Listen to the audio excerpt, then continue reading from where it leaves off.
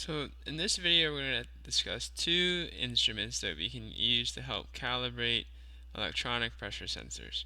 So they can be used in an analog fashion, but typically they're used to calibrate electronic pressure transducers, which we'll talk about in a little bit.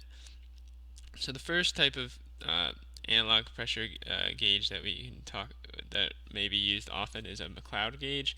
So Mcleod gauges are used to measure vacuum pressures, so very low pressures, typically like 1,000th of an atmosphere. Um, the They typically use mercury as a working fluid, and how they work is if we have a vacuum, all right, that we attach to our Mcleod gauge, all right, there's a column of mercury within our gauge, which is given here. All right, so we have mercury here. All right, now that mercury in the mercury reservoir serves an important purpose because when we rotate the gauge, what ends up happening is um, the the small amount of air that gets trapped in this capillary here. Right, all right, and that very small amount of air, what ends up happening is because it can't escape through the mercury, it gets compressed, and if you um, and its pressure increases slightly due to that compression. Right, so because of that increase in pressure, it maintains a slight difference in height compared to the rest of the gauges, the rest of the air in the gauge. And that difference in height can be related to the pressure that's being applied using uh, Boyle's law and using our definition for your gauge pressure. All right.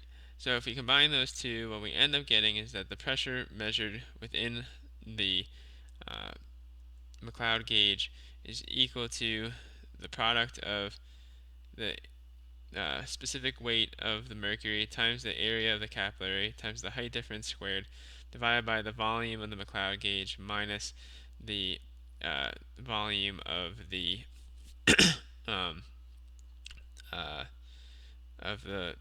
difference in the volumes of the Mcleod gauge and the volume within the capillary tube.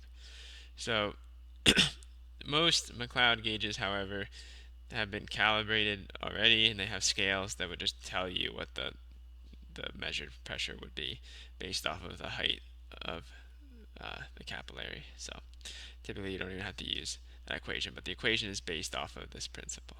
All right. The second type of pressure measurement instrument is a barometer, and a barometer is typically used to measure atmospheric pressure. All right. So typically a barometer uses mercury, and a tube filled with mercury is typically then submerged within a reservoir of a larger reservoir of mercury, and because the end was complete, the tube was completely filled, a small vacuum gets created.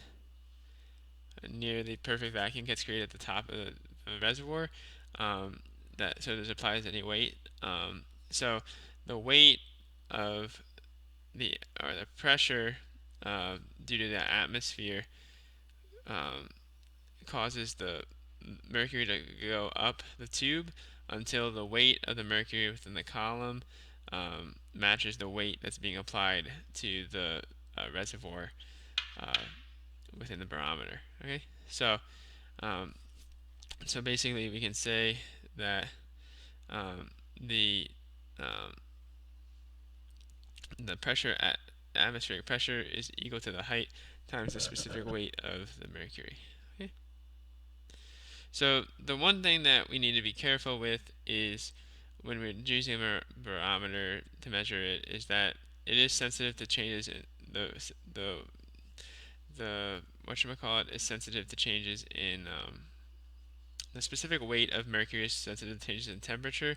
So that can be given, that function of the specific weight of mercury is given here as a function of temperature, And then the other thing that you need to account for is the fact that the gravitational constant is not always equal all around the world, and depending on the height you're at, so you need to take to the fact changes in gravity, all right, due to the changes in height. So for uh, the error associated with it in US and metric units are given here.